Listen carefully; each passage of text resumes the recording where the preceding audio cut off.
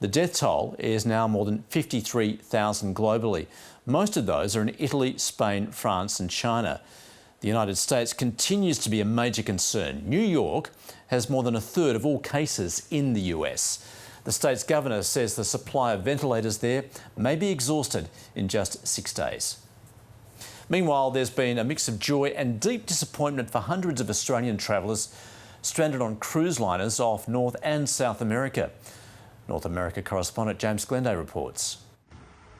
They were expecting a unique adventure, a cruise to Antarctica, one of the wildest parts of the world. Been a miserable rainy day today. But for nearly 100 Australians on the Greg Mortimer expedition ship anchored off Montevideo, this trip has gone terribly wrong. One man's been diagnosed with COVID-19 and was taken to hospital. 9 on board have fevers, and local officials fearing a coronavirus cluster won't let the liner dock, leaving everyone in limbo. Some 120 other Australians from a separate ship, the Ocean Atlantic, were more fortunate. There's my bag coming down the gangplank. They've finally made it out of South America, touching down in Sydney on a special charter plane this morning. Here we go. While in Florida, there was good news too for another 130 or so Aussies on the giant Zaandam and Rotterdam cruise liners. After being turned away from several ports due to the number of ill people on board, they were finally allowed to dock. With any luck, in the next day or two, they are clear it's not going to happen today, we should be flying home.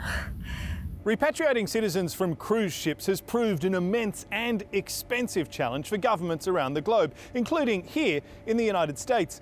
But the truth is, right now, leaders have much bigger problems to worry about.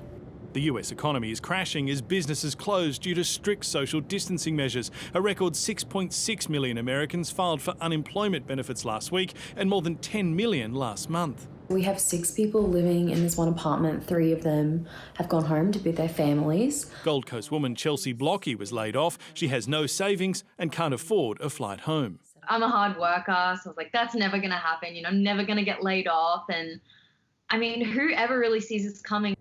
Meanwhile, coronavirus cases here keep rapidly rising. About 240,000 have been diagnosed.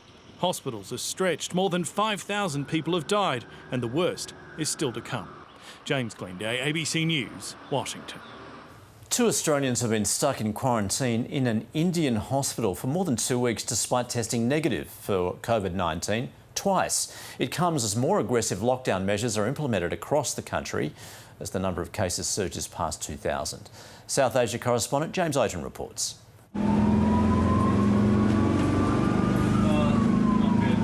Australian Chloe Demopoulos was rushed to hospital in Jaipur after reporting a fever. She and her partner expected a test for coronavirus to take a day or 2.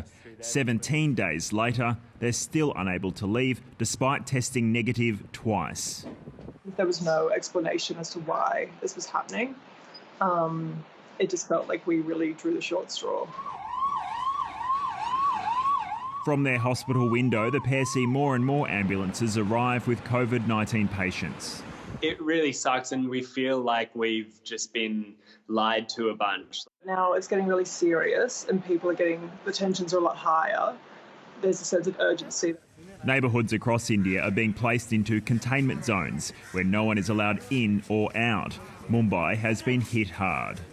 At 2 a.m., while everyone in the village was asleep, a lockdown was implemented. They started off by locking up the building itself. Had to explain to them that suppose there's a fire, you can't do such stupid things. While the situation in these zones has improved for many, the poor still struggle. There are people who are being forced out of their homes to queue up in lines to collect basic amenities. Many in India support the national lockdown as a way to beat coronavirus. These local containment zones show the government is going harder than before, with less than 2 weeks remaining and resources stretched. The longer this goes for, the more people's patience and well-being will be tested. James Oden, ABC News, Delhi. The pandemic has changed the way we communicate, work and study, with many Australians now spending much more time online. Platforms that allow us to collaborate and participate in group chats are proving extremely popular, but there are concerns about the security of these apps, particularly with children now using platforms designed for business.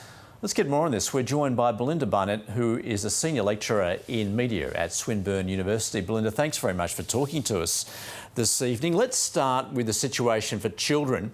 So obviously, so many more kids are online for both schooling and also to socialise. What are they using to do this?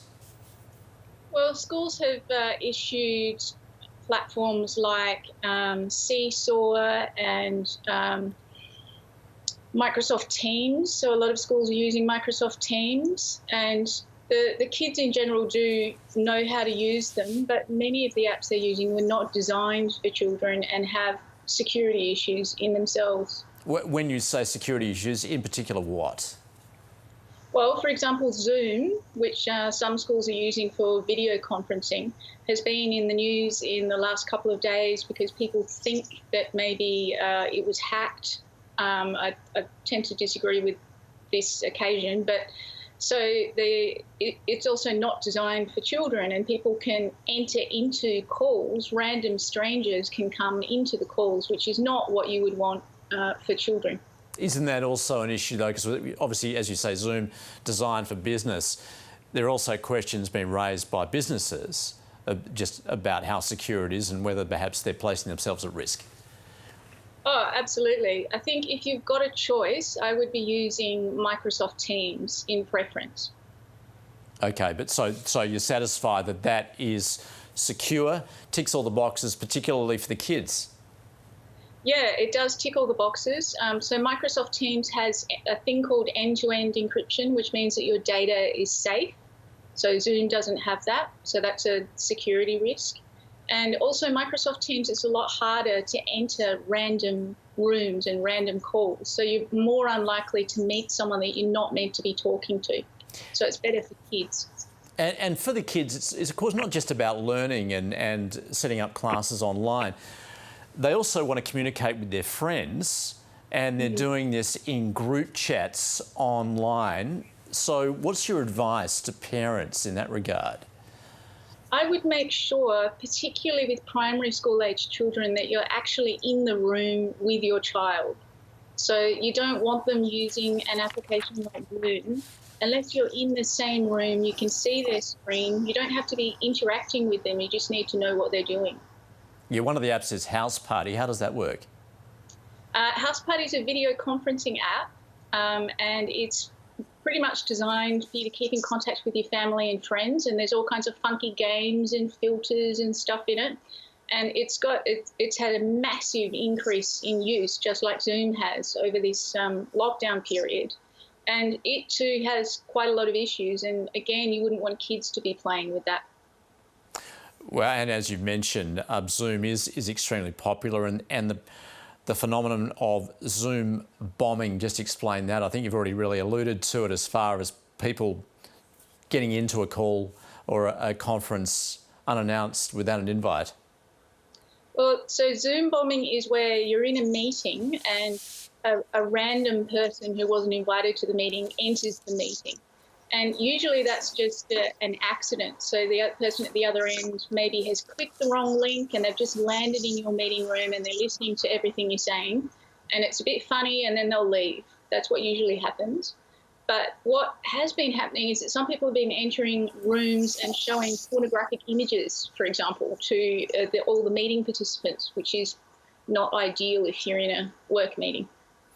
Belinda, obviously, given so many more people are online, what's the risk of cybercrime? Is that on the rise at the moment? Yeah, absolutely. So if you think about the greater number of people who are revealing information about themselves across all the apps that they're using, we're now 90% of Australians are inside. We're using all of these applications more often. We're revealing data about ourselves more often. That's a perfect opportunity for someone who wants to collect that information for malicious use or to mislead you into clicking on something. All of these instances will be increasing, I think we'll see. And this tremendous surge we've seen in internet traffic in Australia and across the world, but let's particularly look at Australia. And of course, this puts pressure on the NBN. There has been a lot of criticism on how this was rolled out and what capacity it has. So how's it holding up? Well, it's not holding up. It's mainly, in my opinion, because it wasn't designed the way it wasn't built the way it was intended to be built in the beginning. So we were meant to build an NBN that had fibre to the premises, and that kind of went away, and the government messed it up a little bit. And so now we have this NBN which is a bit patched together. And suddenly we need it. We need it in great numbers. 90% of us are indoors, and we need the internet to work and to talk to our families because we can't visit them. Suddenly we all need it, and it's not working the way it was intended to work. And what's actually happened is the government has realised this and asked streaming companies like Netflix to decrease the quality of their video streams. So actually, it's called lowering the bit rate. And they've asked them to decrease the quality of it because the NBN can't handle it. It can't handle being used the way it should be used. And is there any quick fix? Because obviously we're going to be doing this for months on end. Yeah. There's no quick fix. We should have built fibre to the premises from the beginning. Belinda Barnett from Swinburne University, thanks for talking to us. In a historic move, the government's made childcare free for all workers. It follows weeks of chaos